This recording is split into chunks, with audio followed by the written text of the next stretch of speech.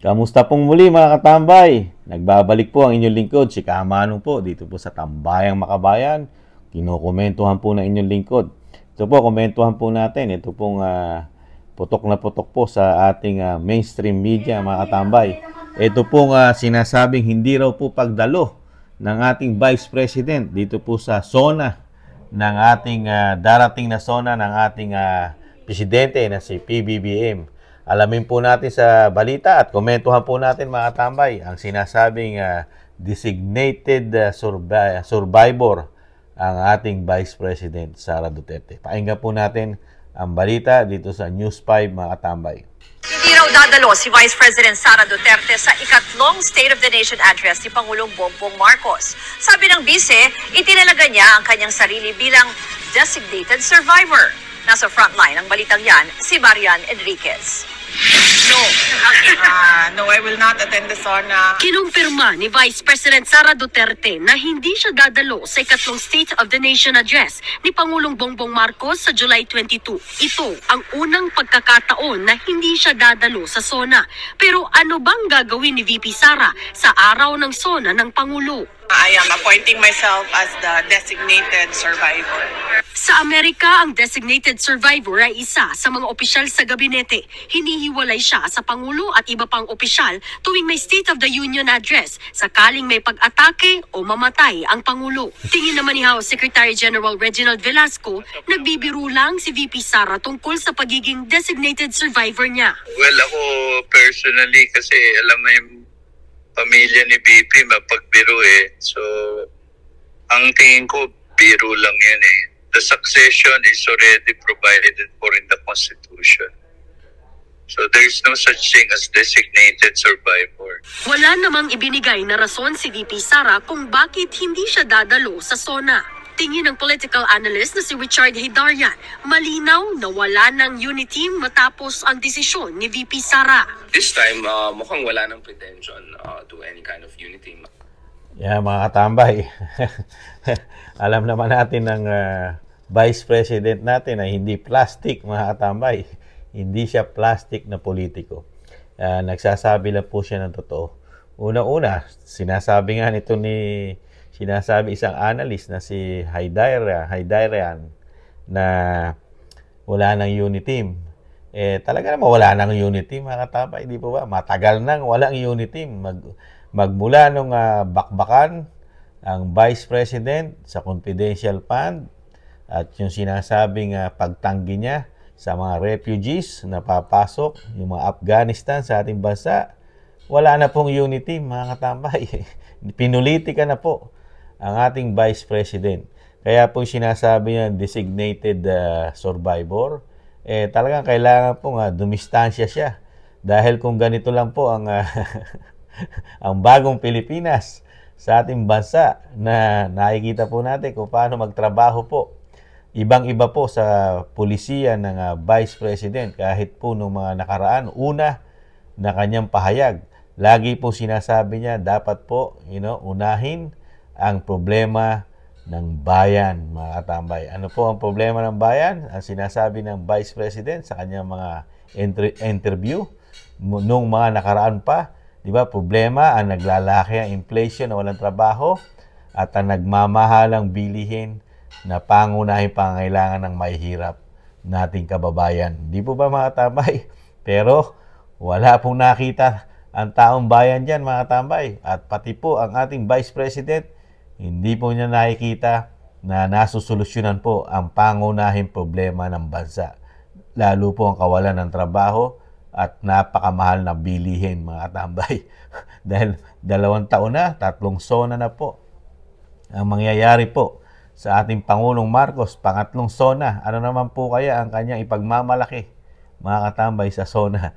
Kaya po dito po sa pahayag ng VP Sara, si Inday Sara o si Sara Duterte, mga katambay, talagang dito pa lang po, talagang yung sinasabing pagiging unity team, talagang tapos na, mga katambay.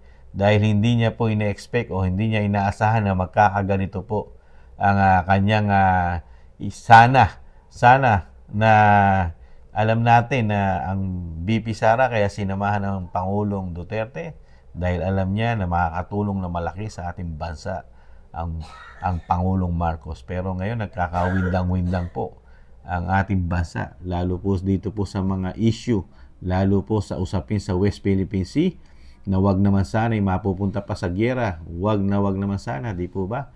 At ang ekonomiya natin ay sumasadsad pababa. Ang bagsak ang ating piso, di ba? At walang masyadong investor na pumapasok sa ating bansa. Mabuti pa, lagi ko sinasabi, mabuti pa ang Malaysia, mga katambay. Ang Malaysia, doon nagpupunta mga investor. Pero sa atin, iniiwasan po yata ngayon ng Pilipinas.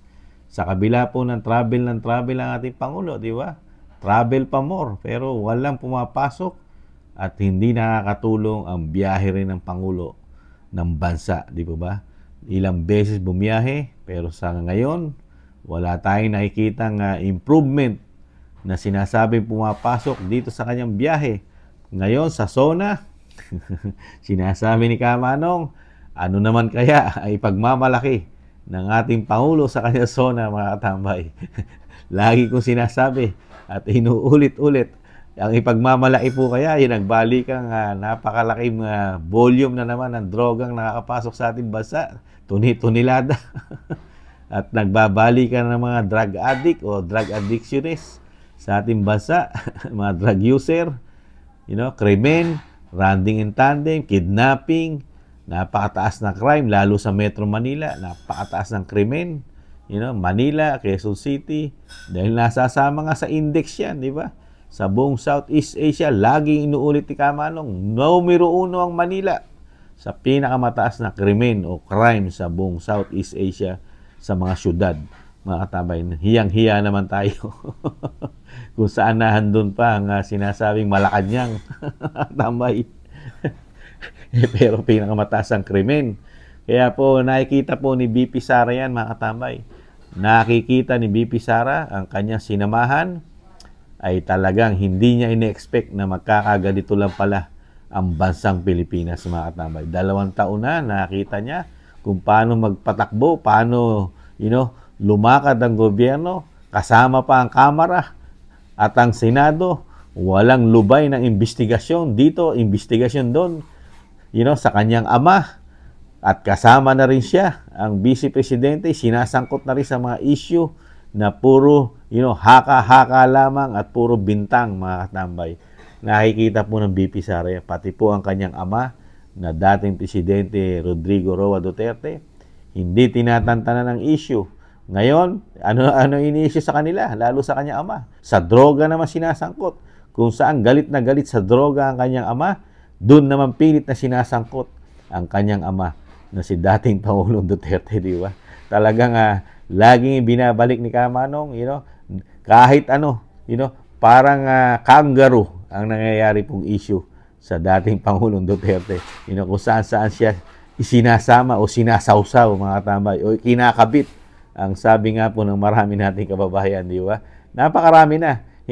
Nandiyan EJK, war on drugs. West Philippine Sea.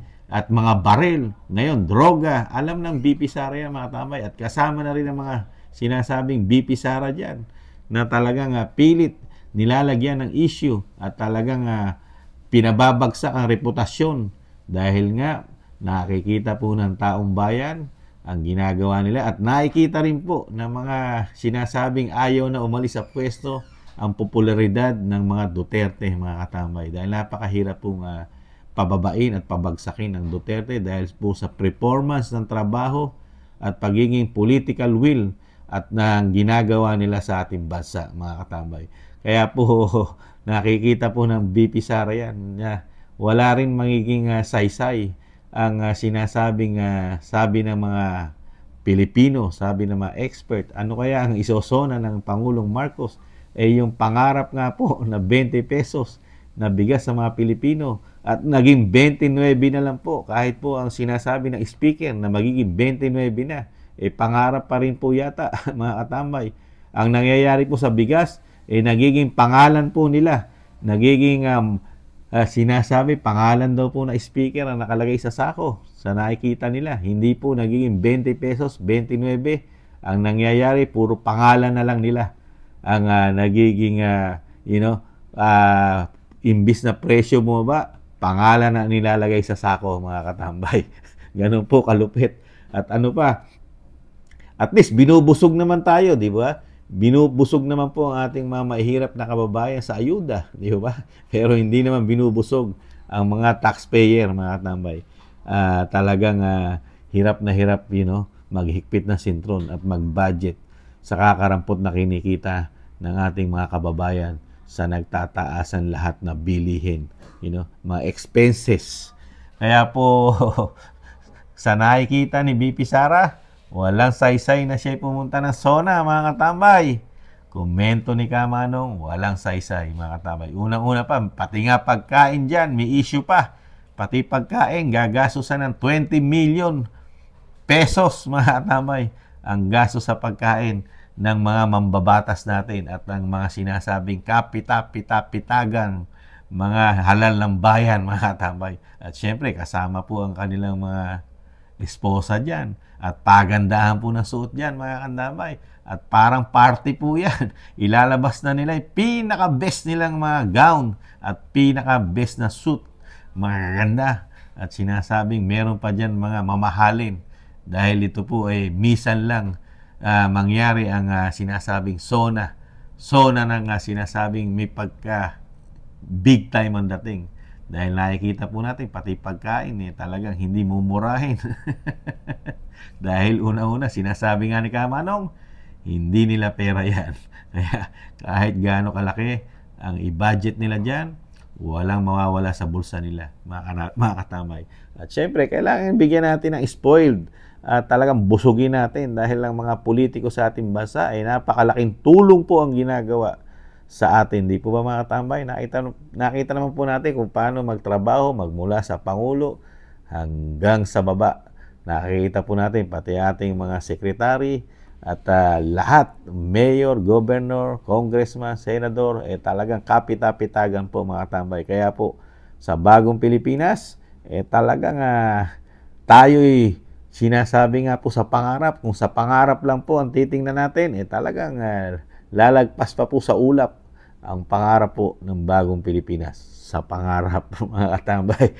Pero sa realidad, bumubulusok pababa ang mga problemang patong-patong ni Juan de la Cruz. Di po ba, mga katambay? Kaya po,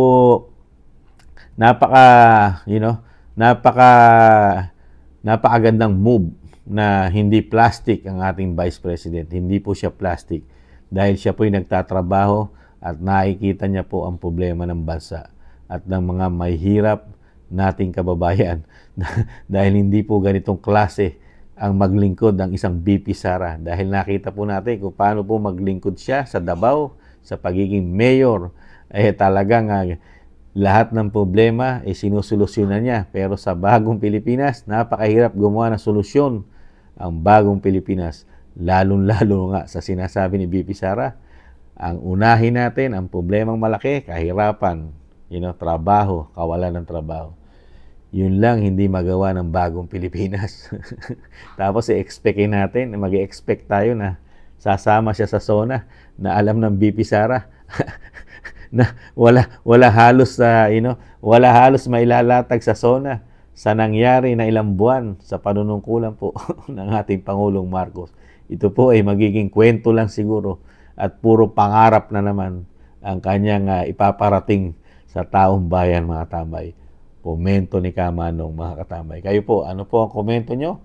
Dito po sa desisyon ni BP Sara para kay Kamanong, napakaganda po na hindi na po siya dumalo dito, mga katambay. Dahil unang-una, wala na namang unit team. Tinanggal na po ng napakaaga mismo ng sinasabing ka-unit team ng Vice President Sara Duterte. Ano pa ang dahilan na para siya umatin doon sa SONA ng Pangulo na mismong tinanggihan na at isinuka na siya ng mga sinasabing ka-unit team niya na pilit din siya pinababagsak sa pagiging politiko ng ating Vice President. Di po ba, mga katabay? Hindi po plastic, I'm Vice President at unang-una, hindi po kailangan ng Vice President ng ka-unit team. Nakita po natin yan na siya mismo ang niligawan para maging ka-unit team siya. Hindi po siya naglalaway At hindi po siya nagkakandarapa na para maging ka-unit team sila. Yan po ang real talk, mga tambay. Si Vice President Sara Duterte ang niligawan na napakatagal, lalo ni Senadora Amy Marcos, para lang maging unit team ni Bongbong Marcos, ang Pangulo ng Pilipinas.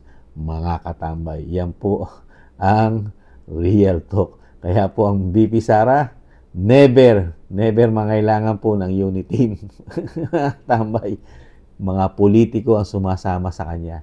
Sa mga Duterte, politiko ang sumasama. Lalo pag nadikit ang pangalan mo sa mga Duterte, malaki ang chance na manalo ang isang politiko. Sa unit team, pera lang ang sasamahan, di umano, ang sabi ng mga eksperto. Pagka sa unit team, pera, sagana. Di umano, di mga katambay. Muli po, si Katambay Manong po, nag-iiwan po ng maraming salamat po sa mga gusto ng ating napakalitang channel, Tambayang Makabayan, Komento ni Kamanong. Ingatan nawa po mga katambay, sa muli, may pag-asa pa. Makabango pa ating bansa. Paalam. Bye-bye.